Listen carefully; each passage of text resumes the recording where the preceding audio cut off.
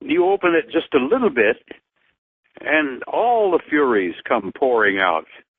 I think everybody's aware of the old Greek legend of Pandora. And she opened the box, and all the sins and horror and the furies came out, and they've been with us ever since. Well, this UFO matter, damn, I hate that word. I hate the word UFO. It's just so inappropriate. It was made for a reason. That almost makes me as mad as little green men. Yes. But the point is, that's not going to happen. But I will tell you this, and I've got some pretty good evidence to support this, that a disclosure, or at least a form of disclosure, is already underway and has been underway for some time. And that's where Steven Spielberg comes in. And I point out to people that just look at the movies that young producer has made.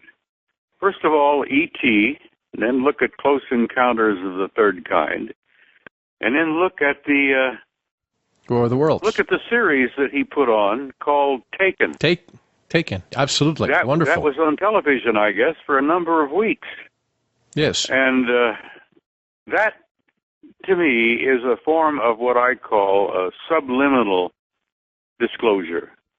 I call it subliminal education. It's been underway for some time, and Steven Spielberg was not the only one. A number of years ago, I had the honor of being invited to be a speaker at a Mensa regional conference in Orange County in California.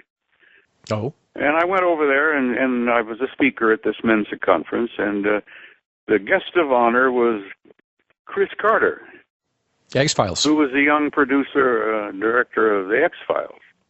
Yes. And after we had a cocktail party at banquet and all, and I pulled him aside and I said, "Look, Chris, I want you to fess up to me.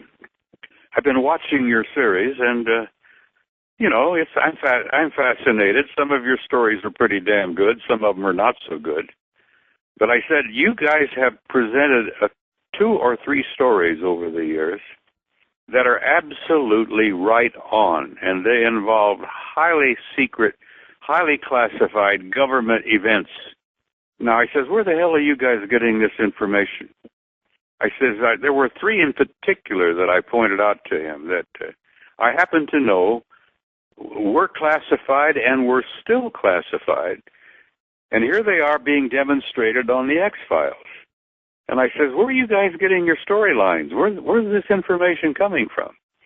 And he got a little grin on his face. He says, "Well, we got some fine writers, we." Right. Yeah, we got some good writers. And I said, "Sure you have, but don't give me this bullshit. Some of these stories are so accurate that you couldn't possibly have come up with these and sitting around a bunch of writers with a bunch of beer."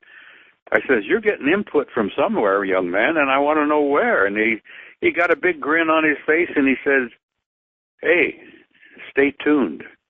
You ain't seen nothing yet." And the files, I think, the X-Files went on for another 2 years after that.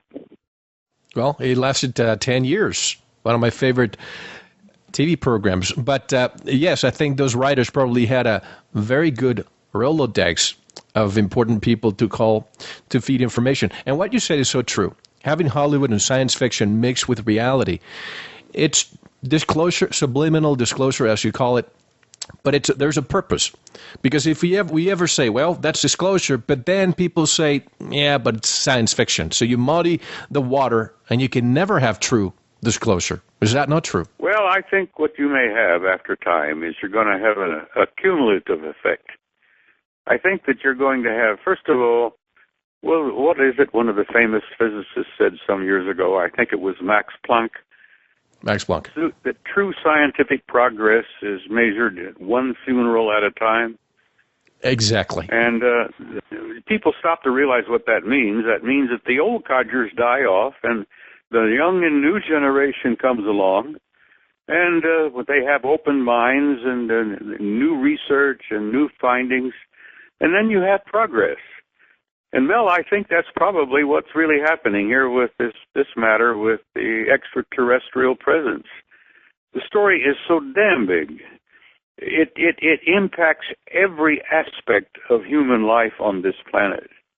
And when you start telling people that we have not been alone, we're not alone, and we have never been alone, and as I point out in my presentations, we have had a long history of intimate interrelationship with advanced extraterrestrial intelligence from the beginning of our history, that they had a hand in not only creating the human race, but they've had a hand in our geopolitics, our wars, our religions, over the entire course of our history. Mel, I've made a point of, and it's kind of a sensitive point, but I've made a point when I speak publicly that I tell people that every major religion on this planet was initiated and orchestrated by an advanced extraterrestrial intelligence. And the people in the audiences that I speak to generally take that very well. But I begin to wonder, how do some of the fundamentalists respond to that kind of knowledge?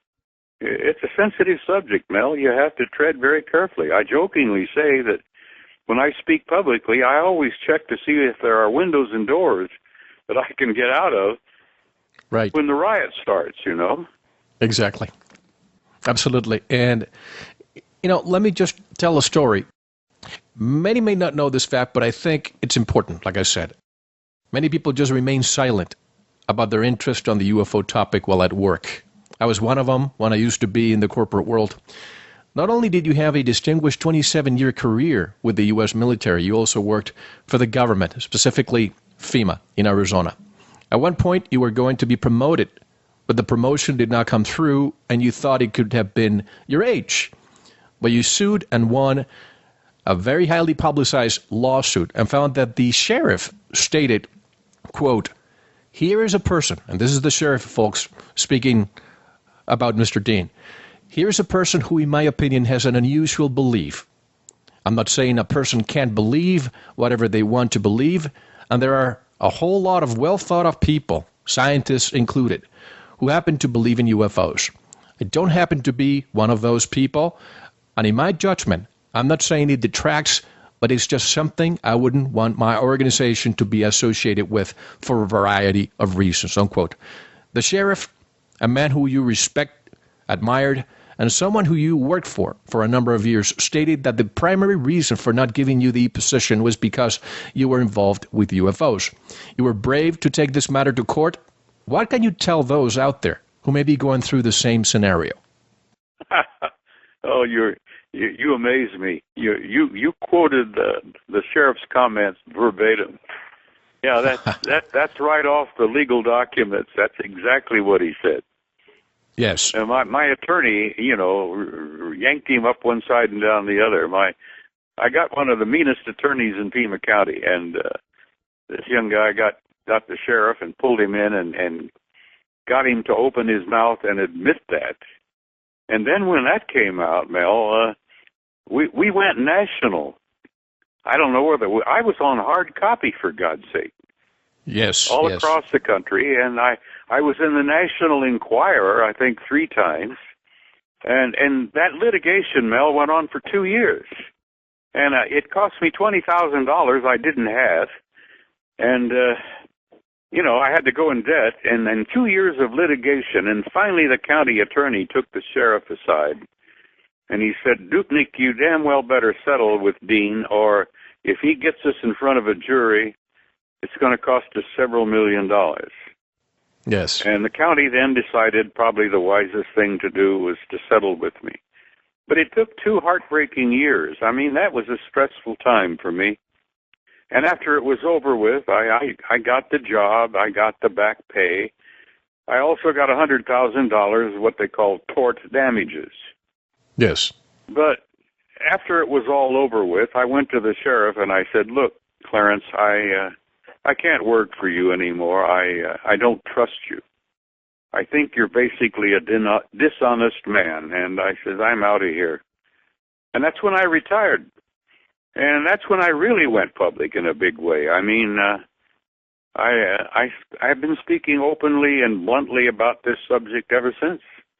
Well, in a very ironic way, I'm glad the sheriff did that, because if he hadn't been for those 2 excruciating years, maybe you and I wouldn't be talking right now about this topic, because I think it really fueled you to move forward and say what you wanted to say.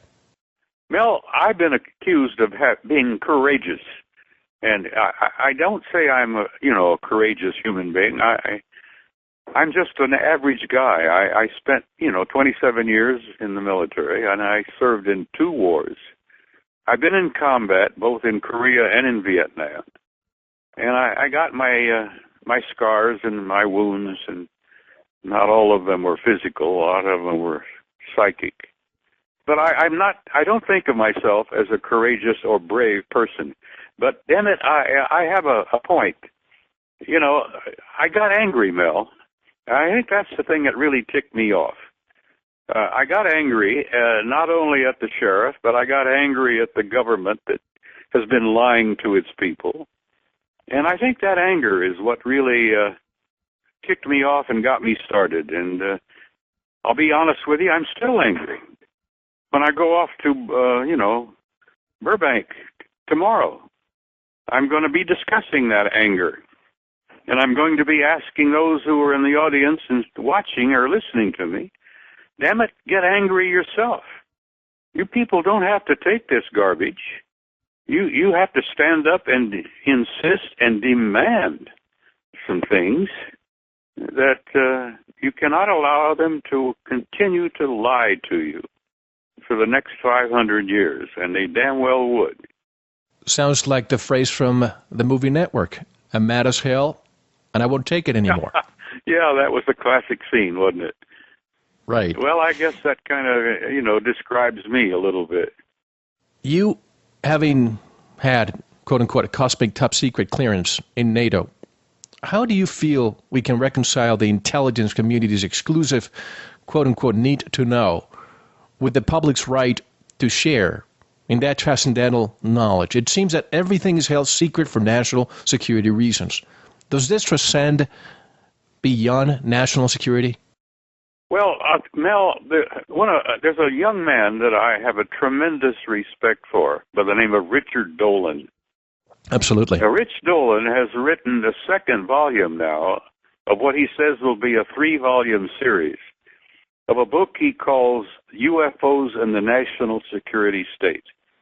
And I know Rich. I have a tremendous respect for him. I've been at conferences with him, and we've gotten to be good friends.